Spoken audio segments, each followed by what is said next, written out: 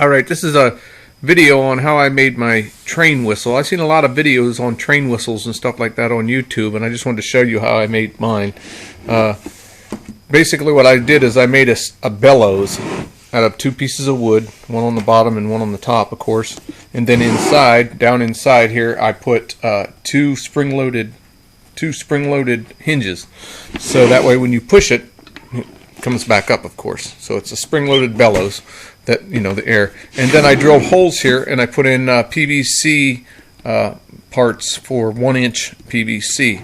So the holes for the PVC. So when you blow the air comes out, you can hear the air coming out of there. All right.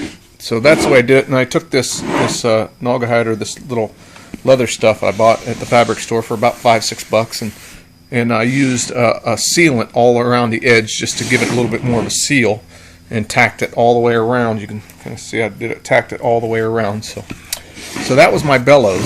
And then of course I drilled the holes and put these pieces in. And then what I did was I made my whistles. Now the whistles are 1-inch PVC, and these angles, as you can see, are kind of cut. They're supposed to be at a 45. I made mine a little bit more than a 45 here. They're you know, they call for 45. I've seen where they say 45, but mine are a little bit more than 45 at an angle, and it's a little less than halfway down the pipe. All right, halfway cut through. And then what I did is I took a piece of dowel rod there and cut a small slit in it, and it's a little bit higher than what halfway of the here. Let me see if I can show you here. Right here's the line right there, and I made the cut about on the dowel rod about to there. Where the top of my thumb is there. So that was it. And I had to tune them, of course.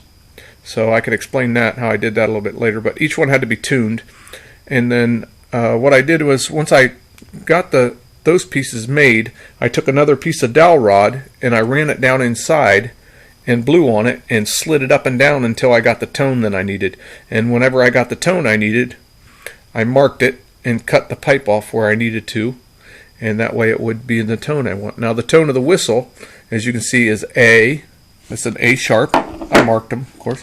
That's a D. I've got a D. An F. And that is a G. So that is the tone of my whistles. That is a train whistle tone. Then this center one, you can see I've only got 4 whistles. I've got 4 whistles. But this center one, because whenever the whistles are in, it takes a lot more air. I mean, you only get so much air back into it. So I had to make a valve to, you know, get my air back into it so it would recoil faster. So I made this valve. So this is really not for a whistle. This is just a valve. It's kind of like a breech valve. So basically what I did, if you could take this, and what I did is I took a piece of the Naugahyde, or the piece of the leather, and made put a little bit of glue on the back side of it. So it made a flap. So when the air goes out like that, the air passes out, and when it sucks back in, of course, it shuts closed. So that makes that a valve. So the air will go back into the bellows faster. So, and then I made each one of these, so they just fit right in there. And I like it because if I'm traveling with this, I use it in our band. So the reason I left them so that way I can take them out when I'm traveling, you know. And that way it doesn't take up so much room in our van when we're traveling. And then you can just put each one of these in here, of course. And each one of these are 1-inch PVC. All right.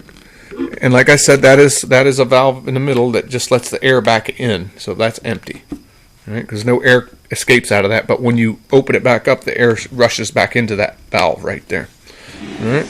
So that's pretty much it. It's pretty simple. It took a little bit of work to get the tone right and, you know, everything, but this is what it sounds like. See, it recoils pretty quick. Before, without this valve in, it recoiled like this. It was kind of slow because it was drawing only air back through here. But now that I put the valve in it recoils a little bit faster. If the spring was a little bit tighter, I'm sure it would probably recoil a little bit more, but that's pretty much it for the train whistle. I've seen them designed like this, or you can buy them online like this, but they're very, very expensive. And this right here with everything, a piece of pine board here, and of course I burn it a little bit to give it a little bit of an antique look. but all in all, I probably got just about $50 in this all together with the PVC and you know, the piece of leather here and all the tacks and the screw and the hinges. The hinges were like $15 a piece. There's 2 of them in there. So, all right, well, that's it. If you guys have any questions, go ahead and feel free to comment on there, and I'll try to answer any question I have. So that's my train whistle. Alrighty. I hope you enjoyed it. And again, if you have any questions, feel free to comment.